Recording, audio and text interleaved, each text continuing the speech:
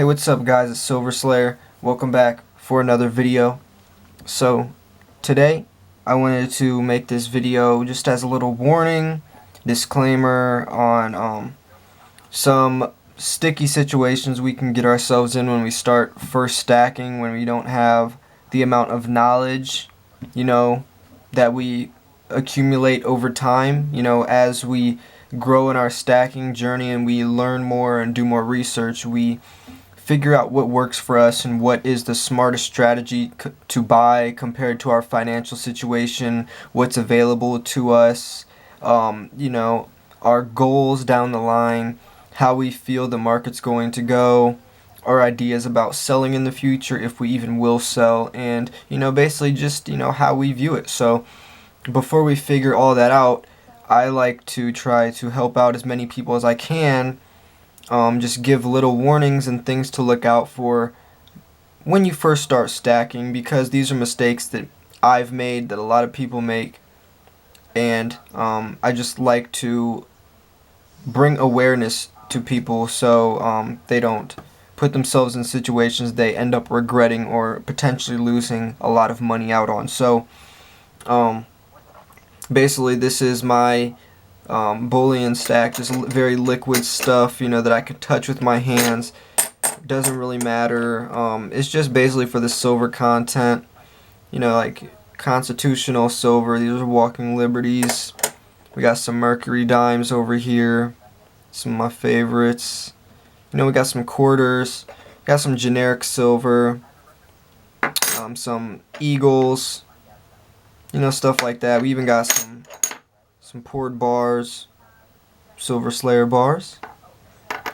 So just stuff like that where you can touch it with your hands. It's just for the silver content. This is the type of stuff you're going to want to build a foundation off of. And this is, there is no right or wrong way to stack. There are really no mistakes when you're buying what you like. But I've found that most people want to have a foundation of just bullion where you can get as many ounces as you can. You just the biggest bang for your buck, get a lot of ounces as a foundation to your stack that's very liquid and very easy to sell. And when I say liquid, I'm talking about silver that you can just take into your local coin shop or whatever and just sell it right away as quick as possible, cash in hand. Because when you have coins like over here, you're not really going to be able to just walk into a local coin shop and sell them, right away. You're going to have to list them on eBay and wait, a long time to receive the funds. And you're going to have to find a buyer and, negotiate different prices and all that. So it's going to be a lot more stressful and a bigger hassle when you go into these types of coins. And there's a lot bigger margin for potential losses, but also a lot bigger margin for potential gains as well. So this side there is there's a lot more potential, but this is the safest way, especially when you first start out and you don't really know how you want to stack yet, what your goals are. You don't really know what coins are worth. You don't really know about mintage numbers or what coins have better markets or not, because when you get into these, yes, you can make a lot of profits, but also you can lose a lot of money, and these coins are a lot more expensive. For example, this coin I paid $100 for. Now, if I didn't know what I was doing, then I could have been out a lot of money if this coin wasn't worth anything or if it never appreciated. But luckily, I knew what I was doing, and now this coin's worth roughly $200. So I've made a profit of $100. Whereas compared to these coins, none of these coins will ever appreciate $100 unless spot price goes up $100.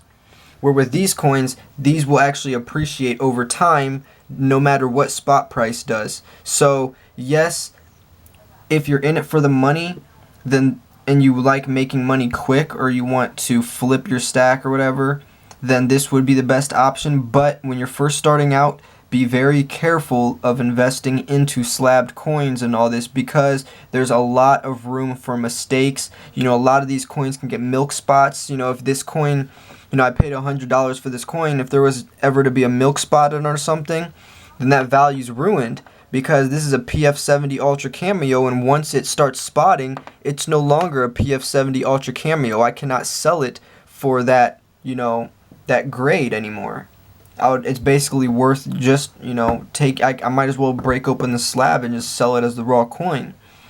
And, so there's a lot of risks to do this, and I just want to warn new people, because a lot of my subscribers are newer, that when you get into silver stacking, start off slow, buy a little bit of everything to see what fits you best, because the best thing you can do is figure out as soon as possible which direction you want to go. If you're all over the place for a long time, then the more chance you are having of buying some stuff that later down the line you're not going to be interested in. So that's why I really feel that buy a little bit of junk silver, buy a couple of generic bars, buy a couple of generic rounds, buy some eagles, buy a panda or two, buy a kookaburra. See what path you want to go. It also depends on how you feel the economy is going to be in the future, but also before you buy, think about how you're going to sell that coin, because if you're going to buy something and you have no idea how you're going to sell it, then you might be setting yourself up for a failure, because a lot of people buy these semi-numi coins and are planning to sell all to the local coin shop one day. Well, your local coin shop's not going to pay you very much over spot for those coins, so you're going to have to sell on eBay. And if you weren't planning to be an eBay seller, or maybe you don't have time to take 5 to 7 pictures per listing and have time to set up an eBay page, and that can be a full-time job within itself, then you just put yourself in a pretty sticky situation, and it's pretty unfortunate, because I know several people who have done that, including myself. I would prefer to, when I'm ready to liquidate or sell my stack or flip it, I would prefer to just be able to drive 15 minutes down the road and sell it all at once and just get the cash right then. I don't want to have to spend hours a day listing items, talking to people, trying to haggle me down to lower prices. I don't want to pay eBay fees. I don't want to pay PayPal fees. I don't want to have to deal with any of that. I don't want to have to deal with any scamming going on, or people not trusting my coins are real, or any of that.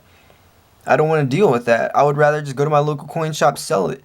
And I think if I would have known this earlier on, then I think I would have bought less pandas and less slab coins, and I would have focused more on standard bullion and stuff like this, and then I would have a very select few of slabbed coins and coins like pandas and kooks that specifically I feel will do very well instead of just okay, and I would have rather put the other money into more bullion. And that's just with a lack of knowledge from my part, where I just wasn't knowledgeable. I just didn't figure out what I wanted yet. And that is something that's going to take time, so it's okay to kind of go all over the place, because that's just simply you just figuring yourself out, figuring out what you want, and that's completely fine. But I just want to say, in the meantime, try to figure out what works best for you.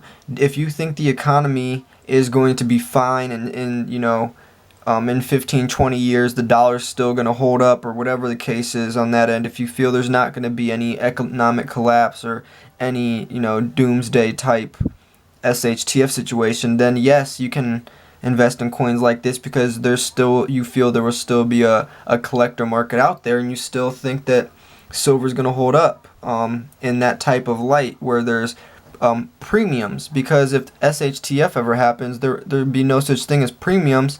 All silver will be worth 1 ounce of silver. So even though this is a slabbed coin that I paid $40 for, it's only going to be worth as much as spot price, because any type of premium that was attached to this is now only looked at for its metal content.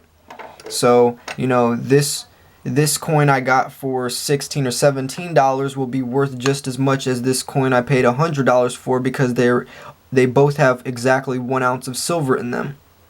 So that's if SHTF was to happen. So if you are a prepper and you truly believe that shit's gonna hit the fan, then I would not be buying slabbed coins, or I would not be buying pandas or kooks or anything with a premium attached, because you believe one day that premium is not going to exist anyways. So it really, that's just my example of showing you that depending on how you feel the economy is going to go should depend on what silver you're stacking.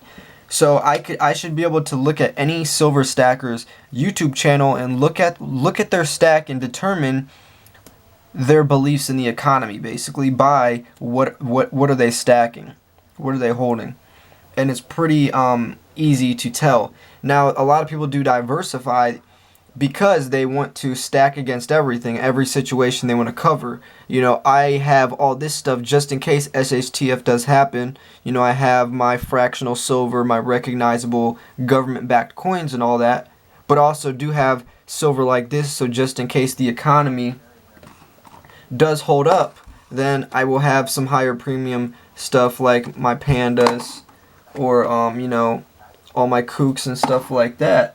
So it pretty much just is based off of what you feel comfortable with. You know, just balance it out. You will find what works for you. You know, you'll adjust, your stack will adjust and vary over time, several different times. And I think that's just part of stacking. I just feel that that's part of the process. And I think it's beautiful that that happens, because that truly, you know, allows us to venture off and understand both sides of the coin, no pun intended, and understanding the markets. And, you know, we're just kind of developing and blossoming our stack into what one day we will, you know, fully appreciate and understand. So just want to make this video to give a little disclaimer for, you know, if you do decide to venture off, just be careful, make knowledgeable and educated buys, you know, understand what you're buying and understand how you're going to sell it before you buy it, because you don't want to put yourself in a situation where you've lost money. So thank you guys for watching this video. Hope you enjoyed it. Make sure to like and subscribe for more content like this. I posted another video earlier today showing some APMEX deals, so check that out as well. Stay tuned for the next video. See you guys later. Peace.